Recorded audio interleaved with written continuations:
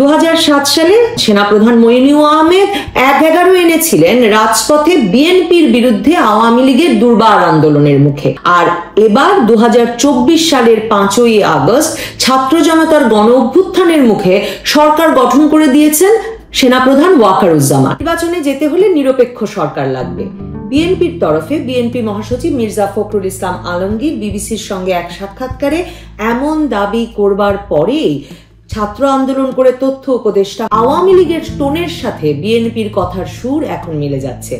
15 বছর ধরে আওয়ামী লীগের বিরুদ্ধে রাজপথে আন্দোলনে থাকা, জেল জুলুমের শিকার হওয়া বিএনপিকে যারা 2011 সাল থেকেই অবাধ নিরপেক্ষ সুষ্ঠু নির্বাচনের দাবিতে নির্দলীয় নিরপেক্ষ তত্ত্বাবধায়ক সরকার ব্যবস্থা ফিরিয়ে আনার জন্য আন্দোলনে ছিল, সেই দলকে এখন জুলাই আগস্টে ছাত্র আন্দোলন করে সরকারের পতন ঘটানো ছাত্রনেতা নাহিদ ইসলাম বলছেন বিএনপি কেন জানি মনে করে এই সরকারটা হয়েছে কেবল নির্বাচনের জন্য। বিএনপি কেন জানি মনে করে যে এই সরকারটা হয়েছে কেবল একটা নির্বাচন দেওয়ার জন্য, এবং এই সরকারকে তারা যে নির্বাচিত বলেন আসলে এটাও একটা ভুল বক্তব্য। কারণ একটা সরকার যদি নির্বাচনের মাধ্যমে পট পরিবর্তন হয় তাহলে একটা নির্বাচিত সরকার একটা দেশে আসে। তো সরকার নির্বাচনের মাধ্যমে পট পরিবর্তন, ক্ষমতার পট পরিবর্তন হয় না, হয়েছে গণঅভ্যুত্থানের মাধ্যমে। তারা বিচার, সংস্কার এবং নির্বাচন করবে। তো আমরা বিচার এবং সংস্কারটা আমাদের কিন্তু সমান প্রায়োরিটি। সেই জায়গায় যখন বিএনপি এই একই কথায় তাল দেয়, তো তাদের কথার টোনটা কিন্তু আওয়ামী লীগের সেই টোনের সাথে মিলে যাচ্ছে। বিদেশি সংবাদ মাধ্যম বিবিসির সঙ্গে এক সাক্ষাৎকারে বিএনপি মহাসচিব সুযোগ পেয়ে প্রশ্নটা তুলেছিলেন যে ছাত্ররা যদি সরকারে থেকে রাজনৈতিক দল গঠন করে নির্বাচনে যায় এবং সেই সরকারের অধীনেই যদি রাজনৈতিক দলগুলোকে নির্বাচন করতে হয়, তাহলে এই সরকারের নিরপেক্ষতা নিয়ে রাজনৈতিক দলগুলো আপত্তি করবে। এই কথা প্রকাশ হওয়া মাত্র তেলে বেগুনে জ্বলে উঠল 1-11 সরকারের সঙ্গে আসলে এই সরকারের 2024 সালের ইউনূস সরকারের পার্থক্যটা কোথায়। 2007 সালে সেনাপ্রধান মইনুল আহমেদ 1-11 এনেছিলেন রাজপথে বিএনপির বিরুদ্ধে আওয়ামী লীগের দুর্বার আন্দোলনের মুখে। আর এবার 2024 সালের 5ই আগস্ট ছাত্র জনতার গণ অভ্যুত্থানের মুখে সরকার গঠন করে দিয়েছেন সেনাপ্রধান ওয়াকারুজ্জামান। আপনাদের মনে থাকবে যে আগস্টের 3 তারিখ দুপুরে সেনাপ্রধানের সঙ্গে সেনা কর্মকর্তাদের এক বৈঠক দরবার, যার খবর পরে বেরিয়ে এলো এবং সেদিন থেকেই বেরিয়ে আসা শুরু করলো।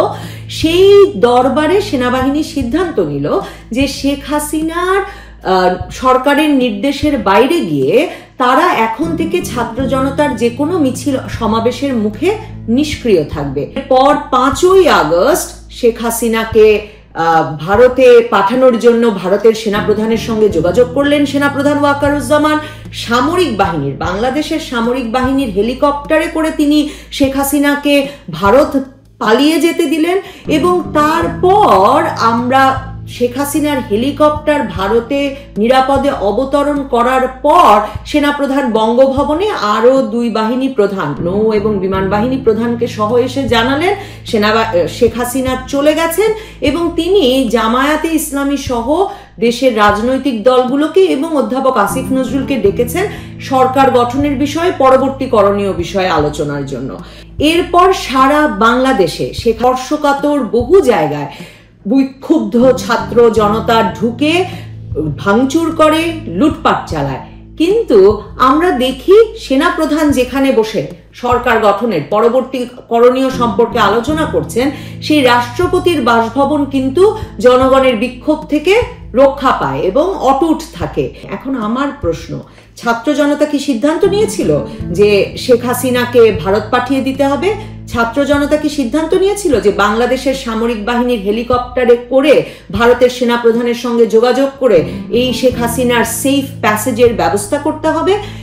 ছাত্র জনতা কি সিদ্ধান্ত নিয়েছিল যে গণভবন ভাঙা যাবে, সংসদ ভবন ভাঙা যাবে, প্রধান বিচারপতির বাসভবন ভাঙা যাবে, প্রধানমন্ত্রীর কার্যালয় ভাঙা যাবে, কিন্তু বঙ্গভবন ভাঙা যাবে না? তার মানে 2007 সালের 11ই জানুয়ারি দুপুরে মইনুল আহমেদের মতোই সেনা সমর্থিত অরাজনৈতিক সরকার গড়তে 5ই আগস্ট ওয়াকারুজ্জামান গিয়ে উঠেছিলেন বঙ্গভবনে এবং দুজনেই কিন্তু সাথে নিয়েছিলেন নৌ এবং বিমান বাহিনী প্রধানকেও।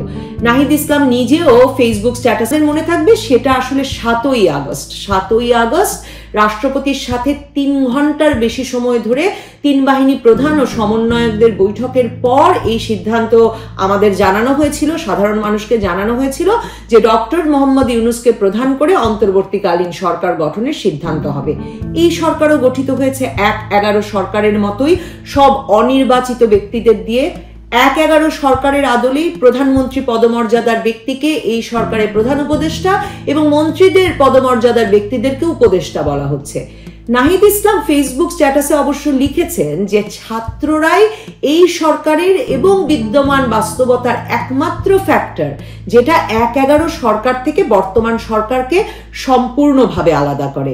তাহলে এই পার্থক্য ধরে রাখতেই কি বিএনপিকে ছাত্ররা সরকারের থেকে রাজনৈতিক দল গঠন করে নির্বাচন করলেও ছাত্রদের প্রতিনিধিত্ব সরকারে মেনে নিতে হবে, মেনে নিয়েই নির্বাচনে যেতে হবে?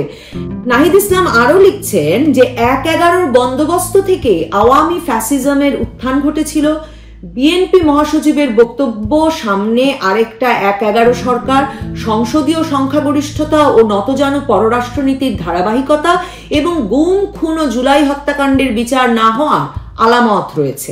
আপনাদের মনে থাকবে 1-11 সরকার 2007 সালে রাজনৈতিক সংস্কার প্রচেষ্টার নামে শেখ হাসিনা, খালেদা জিয়া, তারেক রহমান সহ আওয়ামী লীগ বিএনপির শীর্ষ নেতৃত্বের সকলকে গ্রেফতার, 2 বড় দলে ভাঙন ধরানোর চেষ্টা, ডক্টর ইউনূসের মাধ্যমে নতুন দল গড়ার চেষ্টা, 2 নেত্রীকে বিদেশে পাঠিয়ে -2 ফর্মুলার বাস্তবায়ন, দেশের শীর্ষ ব্যবসায়ীদের গ্রেফতার করে অর্থনৈতিক সংস্কারের চেষ্টা। সব চেষ্টাতে ব্যর্থ হয়ে গণ অসন্তোষ আর নির্বাচনের জন্য জনগণের অধৈর্য হয়ে যাওয়ার ইঙ্গিত পেয়ে শেষ পর্যন্ত 2008 সালের ডিসেম্বরে যে নির্বাচনটি দিয়েছিল, সেই নির্বাচনে নিরঙ্কুশ সংখ্যাগরিষ্ঠতা, একক সংখ্যাগরিষ্ঠতা পেয়ে আওয়ামী লীগ নির্বাচিত হয়ে ক্ষমতায় এসেছিল। তবে নাহিদ ইসলাম বলছেন সেই নির্বাচনের ফলে ফ্যাসিজমের উত্থান হয়েছিল এবং বিএনপি মহাসচিবের কথায় সামনে আরেকটা সংসদীয় সংখ্যাগরিষ্ঠতার আলামত রয়েছে। দেখুন, 5ই আগস্ট আওয়ামী লীগ পতনের পর নির্বাচন হলেও বাংলাদেশে ভোটের যে বাস্তবতা, ভোটের যে অনুপাত, সেগুলোর যে হিসাব, সেই ঐতিহাসিক প্রেক্ষাপট বিবেচনা করলে আওয়ামী লীগ পতনের পর নির্বাচন হলে তাতে বিএনপির বিপুল জয়, বিএনপির সংসদীয় সংখ্যাগরিষ্ঠতার সম্ভাবনা বিএনপি মহাসচিব দেখবেন, সেটাই তো দল হিসেবে বিএনপির জনপ্রিয়তা এবং ভোটের হিসাব বলে।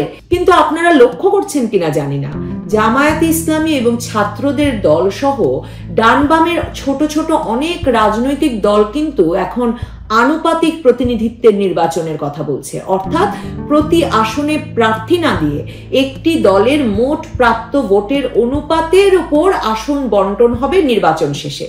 অর্থাৎ যদি কোনো দল প্রদত্ত ভোটের 10% পায়, তাহলে সেই দল আনুপাতিক হারে সংসদের 10% বা এখনকার সংসদের কাঠামো বিবেচনা করলে 30টি আসন পাবে। তার মানে বেকায়দায় পড়া বিএনপি বেচারাকে এখন শুধু নির্বাচনকালীন সরকারকে নিরপেক্ষ করবার জন্য আন্দোলনে গেলে, লড়াই চালালে হবে না, কোন পদ্ধতিতে নির্বাচন হবে সে নিয়েও আসলে এই বিএনপিকে এখন এই সরকারের সঙ্গে অনেক আলাপ আলোচনা কিংবা লড়াইয়ে যেতে হবে। এখন যে অবস্থা, তাতে অন্তত এই কথাটা একদম পরিষ্কার যে এই ছাত্ররা সরকারে থাকলে প্রচলিত পদ্ধতিতে সংসদীয় নির্বাচন হতে পারবে না। নির্বাচন হবে আনুপাতিক পদ্ধতিতে, যাতে কোনো দল সংখ্যাগরিষ্ঠতা পেতে না পারে। 15 বছর রাজপথে থেকেও বেচারা বিএনপি এখন না পাচ্ছে ফ্যাসিস্ট সরকার পতনের কৃতিত্ব, না পাচ্ছে নির্দলীয় নিরপেক্ষ সরকারের অধীনে অবাধ, সুষ্ঠু, নিরপেক্ষ নির্বাচন, না দেখতে পাচ্ছে সংসদে সংখ্যাগরিষ্ঠ দল হিসেবে পরবর্তী সরকার গঠনের সম্ভাবনা। ইউনূস সরকার গঠনের পর মির্জা ফখরুল ইসলাম আলমগীর বলেছিলেন ইউনূস সাহেব তাদের লোক। এই ঘটনাটিও আমাকে 1-11 সময়ের একটা স্মৃতি মনে করিয়ে দিচ্ছে। আপনাদের অনেকের মনে থাকবে যে 2007 সালের 1-11 পর যখন মঈনুদ্দিন ফখরুদ্দিন সরকার গঠিত হলো, তখন আওয়ামী লীগ একে স্বাগত জানিয়েছিল। তারা ভেবেছিল রাজপথে বিএনপির বিরুদ্ধে তাদের গড়ে তোলা দুর্বার আন্দোলনের ফসল হচ্ছে এই সেনা সমর্থিত তত্ত্বাবধায়ক সরকার। তারপর যখন সেই সরকার রাজনৈতিক সংস্কারের নামে বিএনপির পাশাপাশি আওয়ামী লীগের নেতাকর্মীদেরও সারা দেশে গ্রেফতার শুরু করে, এমনকি শেখ হাসিনাকেও গ্রেফতার করে, খালেদা জিয়ার পাশাপাশি শেখ হাসিনাকে মাইনাসে আগ্রহী হয়ে ওঠে, তখন আওয়ামী লীগ বুঝতে পেরেছিল সেই সেনা সমর্থিত তত্ত্বাবধায়ক সরকারের নাটাই আসলে তাদের হাতে নয়, অন্য